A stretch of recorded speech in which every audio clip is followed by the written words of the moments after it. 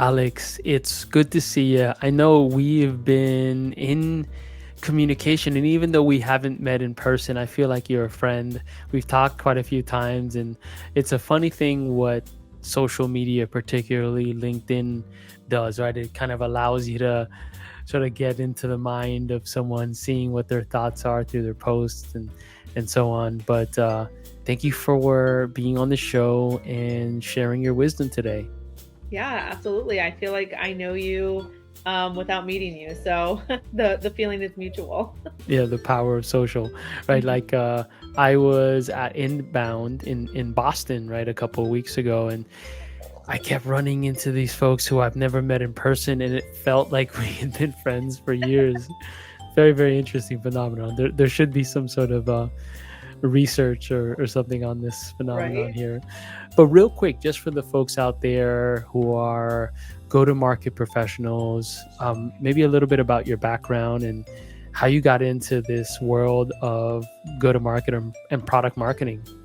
Yeah. So I started in marketing just like many do as a generalist and inched my way into demand gen, running campaigns, doing ads, events, awards, and I slowly started to realize maybe I wasn't the best demand gen manager.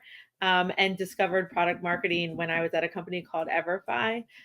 Jumped in, loved the research, loved being able to collaborate with go to market teams, see the efficiencies that you can make by delivering good messaging, great copy, insights to sales and customer success, and never looked back. And about a year ago, I left my full time work and started Virdical, which is my fractional business, and have been working with teams of all sizes at different series from seed to Series C over the past year, and it's been great. Well, you mentioned some of the tasks that product marketers are tasked with, right? Those jobs to be done. Mhm. And one of the things that I've heard over and over and over and over again is me as a, let's say a product marketer telling us that as a product marketer, like it can get quite hard to measure their impact, right? Mhm. And I Yeah. think there's a couple reasons why. One of the things I've seen is that product marketers wear so many hats, they're involved with so many different things, right? And some things are easy to track performance around, or easier, I should say, and then others are just like almost impossible, right? Yeah. So at a high level, what tips would you give product marketing leaders out there, or even just those single product marketers who are trying to kind of figure out how to measure success and justify them, maybe when they're at a smaller organization, and justify that budget, right? Not only for the headcount, but for all the tools. Yeah, what would you give in terms of tips around measuring success?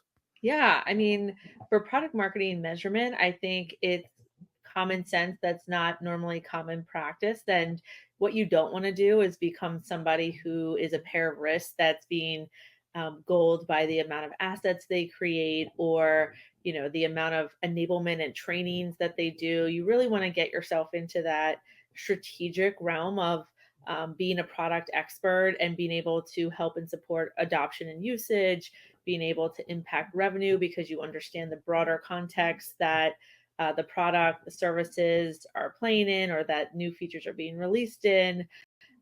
Customer retention and churn. You want to be, in that seat to understand kind of all the levers that you're going to be able to pull from sitting in the like central position between all of those functions. So I recommend to product marketers, whether you're solo or you're part of a team, to really look at business KPIs, look at what you're going to try to work on over the next quarter, the next 2 quarters, the next year, and how to back into a place that's delivering on, whether it's building a campaign or releasing a new feature or doing a win loss analysis. How can you tie that into something that's maybe shared or owned with a different function that you can say, look, I'm going to be gold on really optimizing this process around our launch and the long tail campaigns, and ensuring that When we go to market, we're going to have all these different moments where somebody can raise their hand and engage, whether that's to be an upsell or renewal or just new business, and tie yourself to some of those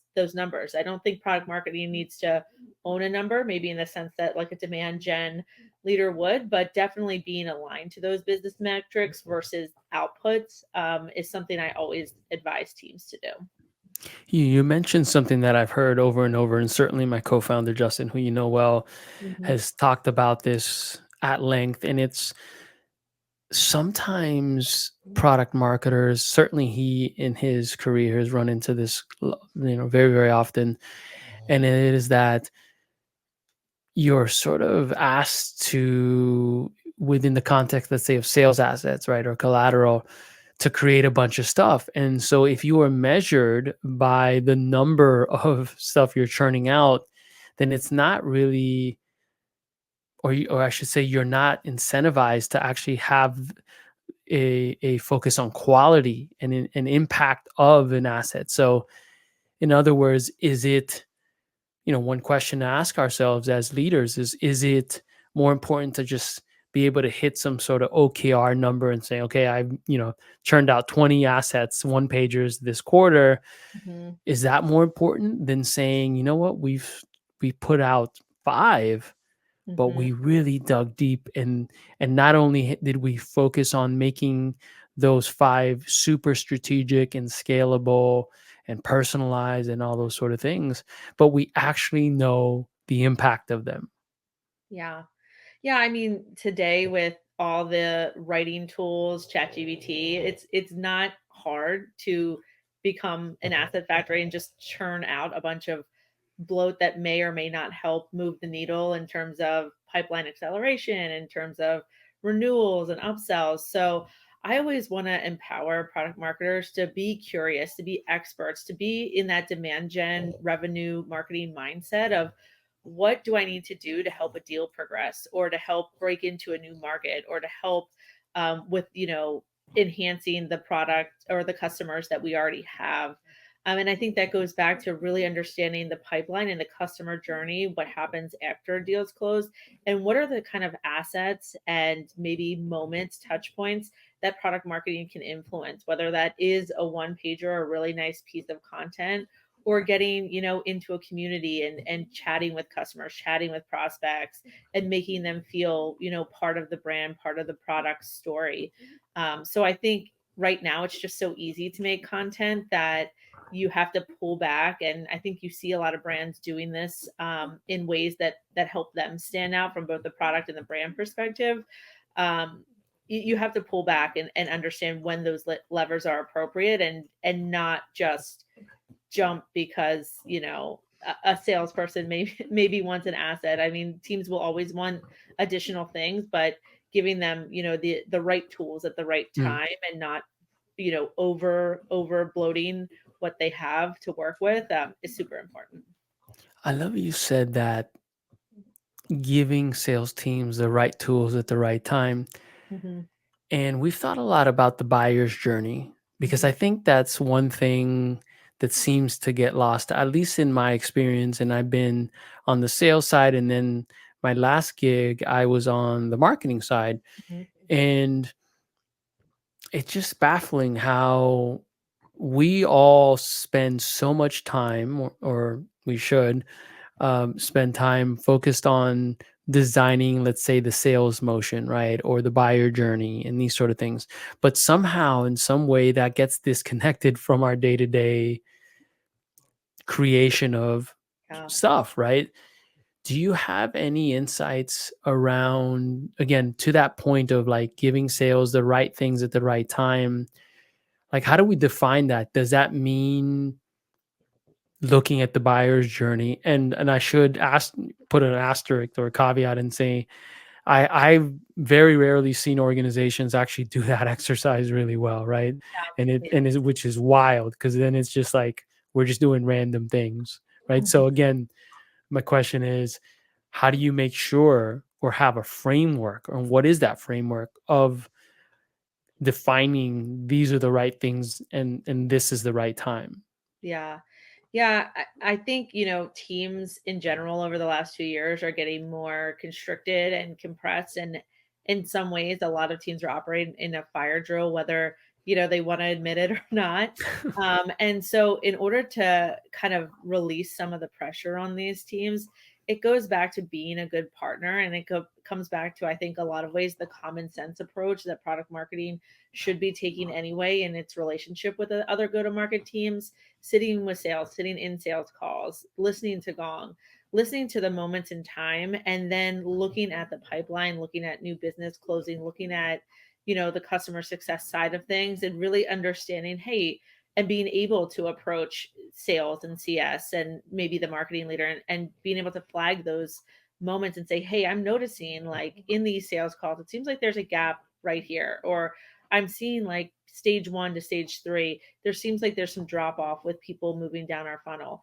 Or, I'm noticing churn and a lot of the response seems to be around this. Maybe we should take a step back and look at a win loss analysis. Or can I sit in on some sales meetings? Or can I chat with, people in the field and really understand what's going on, and then be backing into that strategic plan.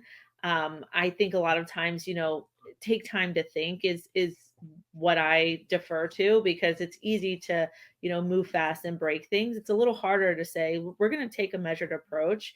And that might mean product marketing is going to hang here for a week, 2 weeks, a few weeks, and really understand the situation. So we're able to collaborate better, support better, and ultimately drive back those things that, product marketing can support other go to market functions in, whether that's new business, whether that's campaign performance on the marketing side, churn, upsell, cross sell, partnerships, all those things.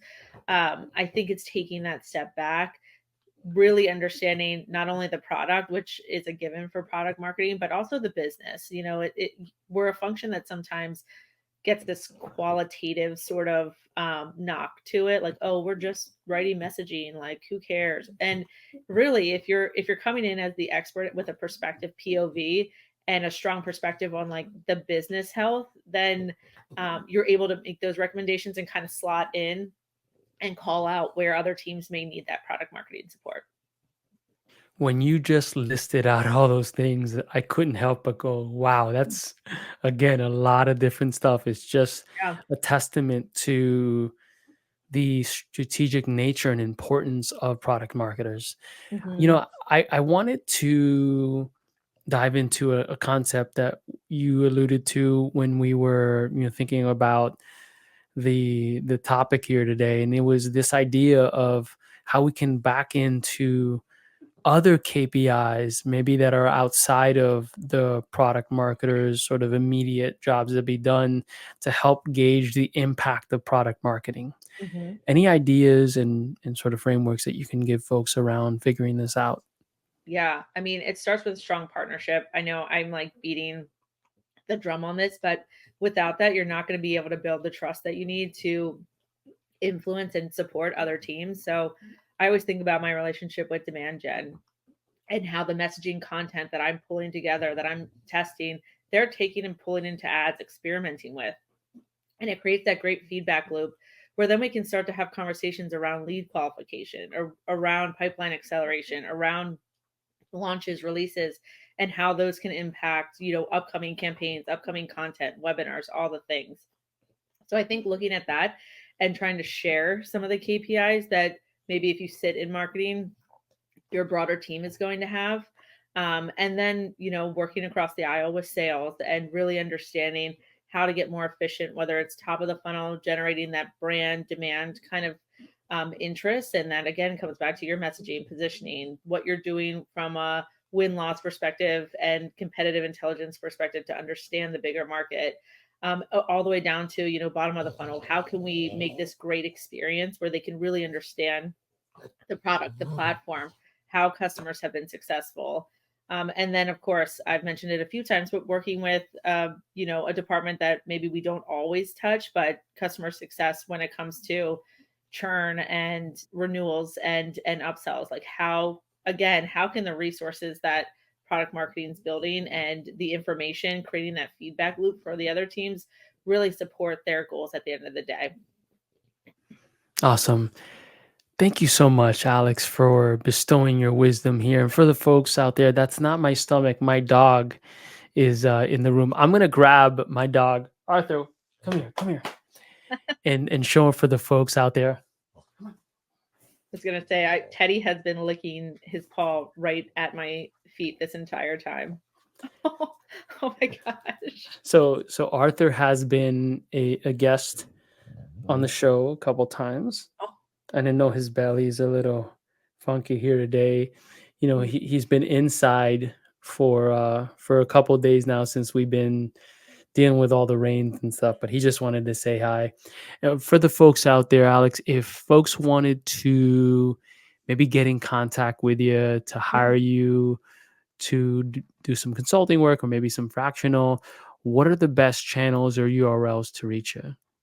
Yeah, I mean, I always tell people I don't know whether this is good or bad, but I'm chronically on LinkedIn, so you can always find me there or just go to vertical.com, which you'll see kind of everything I do. Yeah, and shout out on the website. I love it. I love the Yeah. design. Congratulations. Thank you. Awesome. Jennifer Yu, for anybody that has a Squarespace, did an amazing job. Awesome. Well, have a wonderful day and thanks so much. Yeah, of course. See ya.